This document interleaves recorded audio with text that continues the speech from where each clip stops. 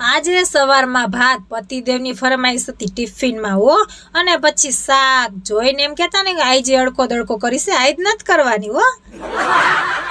અને પછી આપણે નક્કી કરી લીધું નાના નાના રીંગણનું શાક, અને સીધી બનાવી નાખી રોટલી ટિફિનની. અને આપણા બેન હાયરો હાર ઉઠી ગયા હતા, સવારમાં બોલાવાના નહીં નકર ભૂંગરા થાય શરૂ.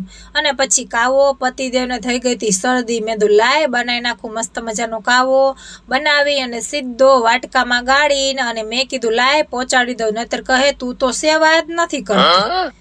અને જોઈ લ્યો આપણા બેનને મેં પહેરાવ્યું હતું પહેલી વાર ફ્રોક, તો કેવા લાગે છે કમેન્ટમાં હો.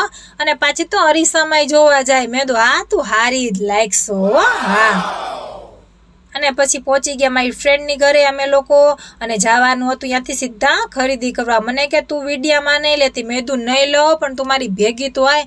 તો મસ્ત મજાનો નજારો જોતા જોતા અમે ખરીદી કરવા નીકળી ગયા, અને આવીને સીધા ખાવાનું તો કરવું પડે ને, તો બનાવવા માંડ્યા આલુ પરોઠા. પણ આપણા બેને પૂરેપૂરું લોહી પી લીધું, અને પછી ખાઈ પીને જોઈ લ્યો આપણા બેનની મસ્તીઓ. મેં હાલો ઘર ભેતા થાય. તો કેવો લાગ્યો મારું લોગ? બાય બાય, જય શ્રી કૃષ્ણ.